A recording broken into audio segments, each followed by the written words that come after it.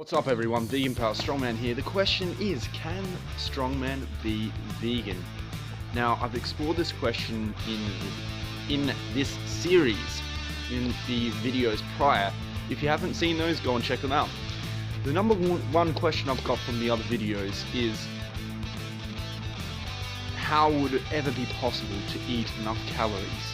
How would that look as a vegan, or as somebody who's plant-based? When competing, not at a national level, not at a state level, not at a small competition, but at an international level, how can you get someone like Hafthor Bjornsson on a vegan diet or a plant-based diet and still get enough calories?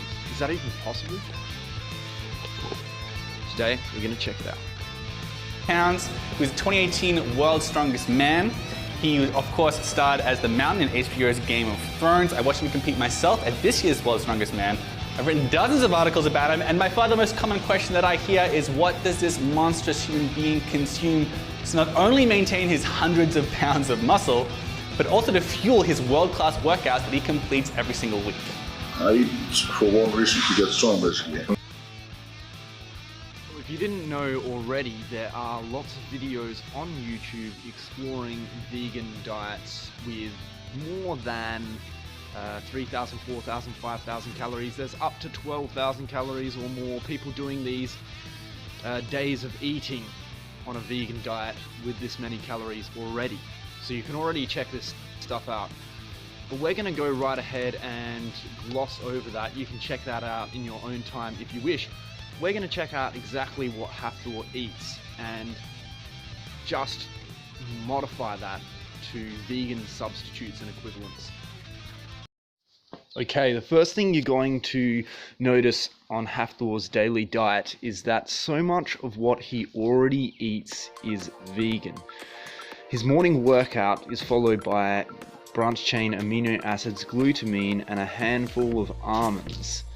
All of that is already vegan. Okay, after that he has 8 eggs. This is a really easy one to swap and to make vegan with basically the same nutrition profile, and the way to do that is with scrambled tofu instead of scrambled eggs. So you simply get a whole heap of tofu, scramble it up in a pan with some olive oil and some turmeric and herbs and spices, salt and pepper, and you basically get the same calories, protein and macronutrient profile. So let's take a look at some Hafthor scrambled tofu here. So as you can see, 571 calories, 53 grams of protein. It's actually got more protein than his original 8 egg meal, and plenty of other macronutrients and micronutrients as well. So that's what I put into Cronometer based on a block of tofu, a couple of tablespoons of nutritional yeast, some olive oil and herbs and spices. I even put some spinach in there so he would get more micronutrients, including vitamin K and vitamin A. After that, he has a gigantic 200 grams of oats, already an awesome vegan food. Avocado, already vegan. Blueberries and strawberries, already vegan.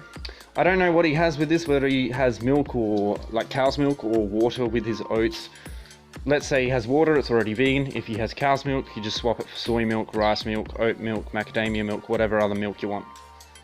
Alright, the next bit you must be thinking, how can you possibly make 400 grams of beef vegan? That's impossible. Look man, it's got 112 grams of protein. How are you going to get that from 400 grams of vegan food?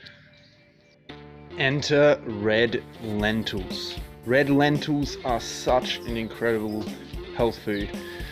The only difference between the micronutrient profile here is that instead of a whole heap of fat, 52 grams of fat, you got 125 grams of carbohydrates and nutrients which prevent heart disease and cancer. You can see there's a good 100 grams of protein in this red lentil meal.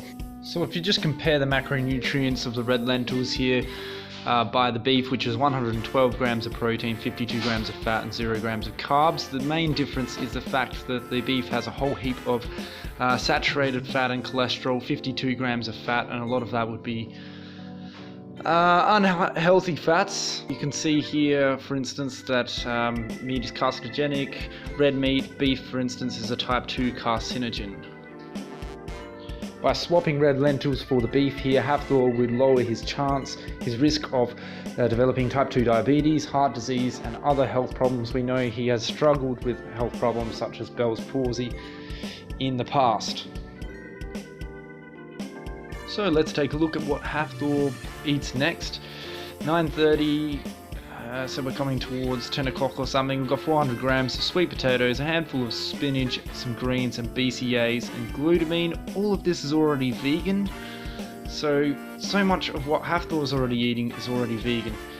You can see here, for example, it's really easy to plan high protein vegan meal prep. This is from Avant-Garde's vegan channel. Right, next he goes on to lunch at 12 o'clock with 400 grams of chicken, 400 grams of potatoes, greens, fruits and oats. Okay, so again, there's only one food that actually needs to be swapped here that isn't vegan. Most of Thor's diet's vegan.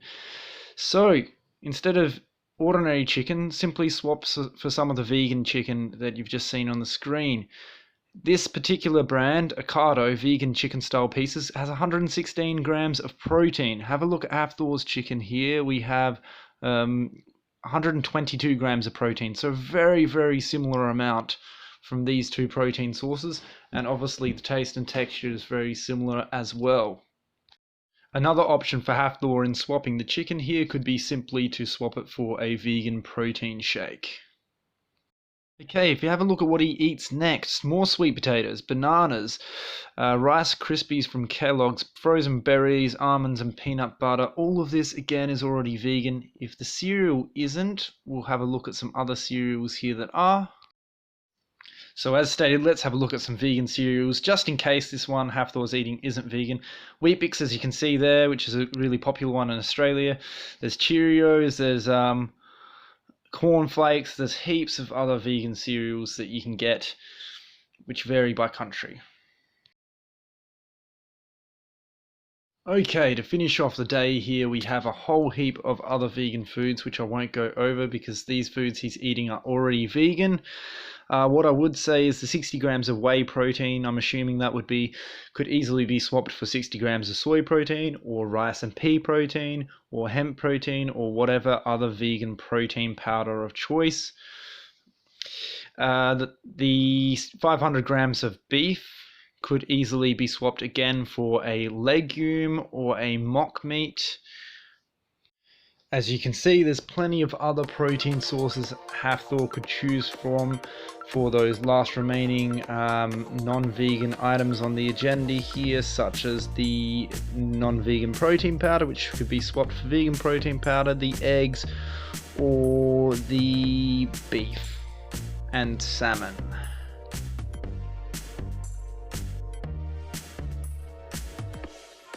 So, could the world's strongest man be vegan in the open weight category? Could Hafthor be vegan? Even he himself has said he would be willing to give it a shot, especially when it comes from legends like Kai Greene and Arnold Schwarzenegger. So there you have it.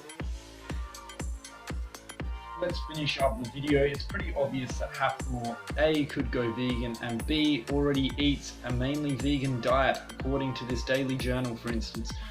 Most of his food is sweet potatoes, oats, bananas, berries, protein powder which can easily be made vegan, BCAAs which are already vegan, glutamine which are already vegan, vitamins which are already vegan, supplements which are already vegan.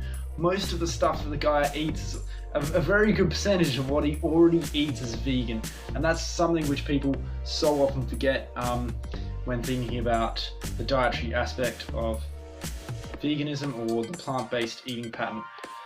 So, could he go vegan? Absolutely. Should he go vegan? Absolutely. It would be better for his health. Obviously, it would harm less animals, be better for the environment. You know, considering the health problems he's had in the past, Bell's palsy and things like that, considering the volume of food he's eating, considering the strain he puts his body under, considering the effects of steroids that he would be taking, it would be a massive benefit for him to go vegan to alleviate some of this stress that he puts his body under by putting more high quality food and anti-inflammatory food into his body. Let me know what you think, and I look forward to the liking, the subscribing, the haters, and anyone else who wants to engage with this content. Thank you very much. Let me know if you have any feedback or ideas for other videos in this series or otherwise. Take it easy, stay strong, and go make some vegan gains.